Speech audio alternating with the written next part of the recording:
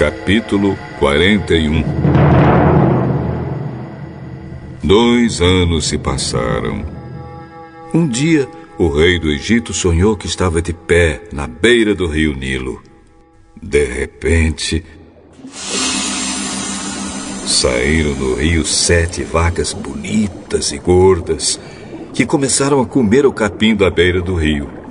Logo em seguida, saíram do rio outras 7 vacas, feias e magras, que foram ficar perto das primeiras vacas na beira do rio. E as vacas feias e magras engoliram as bonitas e gordas. Aí o rei acordou, mas tornou a dormir e teve outro sonho. Desta vez ele viu 7 espigas de trigo que saíam de um mesmo pé. Elas eram boas e cheias de grãos. Depois saíram 7 espigas secas e queimadas pelo vento quente do deserto. E elas engoliram as 7 espigas cheias e boas. O rei acordou. Tinha sido um sonho. De manhã ele estava muito preocupado e por isso mandou chamar todos os adivinhos e todos os sábios do Egito. O rei contou seus sonhos, mas nenhum dos sábios foi capaz de dar a explicação. Então o chefe dos copeiros disse ao rei: chegou a hora de confessar um erro que cometi. Um dia o senhor ficou com raiva de mim e do chefe dos padeiros e nos mandou para a cadeia na casa do capitão da guarda. Certa noite cada um de nós teve um sonho e cada sonho queria dizer uma coisa. Lá na cadeia estava com a gente um moço hebreu que era escravo do capitão da guarda. Contamos a esse moço os nossos sonhos e ele explicou o que queriam dizer. E tudo deu certo, exatamente como ele havia falado. Eu voltei para o meu serviço e o padeiro foi enforcado. Então o rei mandou chamar José e foram depressa tirá-lo da cadeia. Ele fez a barba, trocou de roupa e se apresentou ao rei. Então o rei disse: eu tive um sonho que ninguém conseguiu explicar. Ouvi dizer que você é capaz de explicar sonhos. Isso não depende de mim. É Deus quem vai dar uma resposta para o bem do senhor, ó rei. Sonhei que estava de pé na beira do rio Nilo. De repente saíram do rio 7 vacas bonitas e gordas que começaram a comer o capim da beira do rio. Depois saíram do rio outras 7 vacas, mas estas eram feias e magras. Olha, em toda a minha vida eu nunca vi no Egito vacas tão feias como aquelas. E as vacas feias e magras engoliram as bonitas e gordas. Mas nem dava para notar isso, pois elas continuavam tão feias como antes. Então eu acordei. Depois tive outro sonho. Eu vi 7 espigas de trigo boas e cheias de grãos, as quais saíam de um mesmo pé. Depois saíram 7 espigas secas e queimadas pelo vento quente do deserto. E elas engoliram as 7 espigas cheias e boas. E eu contei os sonhos aos adivinhos, mas nenhum deles foi capaz de explicá-los.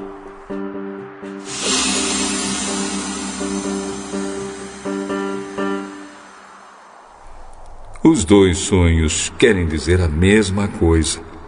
Por meio deles, Deus está dizendo ao Senhor o que Ele vai fazer. As 7 vacas bonitas são 7 anos e as 7 espigas boas também são. Os 2 sonhos querem dizer uma coisa só. As 7 vacas magras e feias que saíram do rio depois das bonitas e também as 7 espigas secas e queimadas pelo vento quente do deserto são 7 anos em que vai faltar comida. É exatamente como eu disse.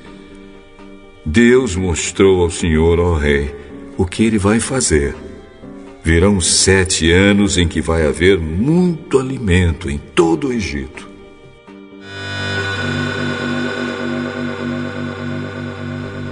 Depois virão 7 anos de fome. E a fome será tão terrível que ninguém se lembrará do tempo em que houve muito alimento no Egito. A repetição do sonho quer dizer que Deus resolveu fazer isso e vai fazer logo. Portanto, será bom que o senhor, ó rei, escolha um homem inteligente e sábio e o ponha para dirigir o país. O rei também deve escolher homens que ficarão encarregados de viajar por todo o país para recolher a 5ª parte de todas as colheitas durante os 7 anos em que elas forem boas. Durante os anos bons que estão chegando, esses homens ajuntarão todo o trigo que puderem e o guardarão em armazéns nas cidades, sendo tudo controlado pelo Senhor. Assim, o mantimento servirá para abastecer o país durante os 7 anos de fome no Egito. E o povo não morrerá de fome. O conselho de José agradou ao rei e aos seus funcionários. E o rei disse a eles: Não poderíamos achar ninguém melhor para dirigir o país do que José, um homem em quem está o Espírito de Deus. Deus lhe mostrou tudo isso. E assim está claro que não há ninguém que tenha mais capacidade e sabedoria do que você, José. Você vai ficar encarregado no meu palácio, e todo o meu povo obedecerá às suas ordens. Só eu terei mais autoridade do que você, pois sou o rei. Neste momento, eu o ponho como governador de todo o Egito. Então o rei tirou do dedo seu anel sinete e o colocou no dedo de José. Em seguida, mandou que o vestissem com roupas de linho fino e pôs uma corrente de ouro no pescoço dele. Depois fez com que José subisse no carro reservado para a maior autoridade do Egito, abaixo do rei, e mandou que os seus homens fossem na frente dele gritando: Abram caminho! Assim, José foi posto como governador de todo o Egito. O rei disse a José: Eu sou o rei, mas sem a sua licença, ninguém poderá fazer nada em toda a terra do Egito. O rei pôs em José o nome de Zafenate-Paneia e lhe deu como esposa Azenate, filha de Potífera, que era sacerdote da cidade de Heliópolis. José tinha 30 anos quando entrou para o serviço do rei do Egito. Ele saiu da presença do rei e viajou por todo o Egito. Durante os 7 anos de fartura, a terra produziu cereais em grande quantidade. E José ajuntou todos os cereais e os guardou em armazéns nas cidades, ficando em cada cidade os cereais colhidos nos campos vizinhos. José ajuntou tanto mantimento que desistiu de pesar, pois não dava mais. Parecia a areia da praia do mar. Antes de começarem os anos de fome, José teve 2 filhos com sua mulher, Azenate. Pôs no primeiro o nome de Manassés e explicou assim: Deus me fez esquecer todos os meus sofrimentos e toda a família do meu pai. No segundo filho, pôs o nome de Efraim e disse: Deus me deu filhos no país onde tenho sofrido. Então acabaram-se os 7 anos de fartura no Egito. E, como José tinha dito, começaram os 7 anos de fome. Nos outros países o povo passava fome, mas em todo o Egito havia o que comer. Quando os egípcios começaram a passar fome, foram pedir alimentos ao rei. Vão falar com José e façam o que ele disser.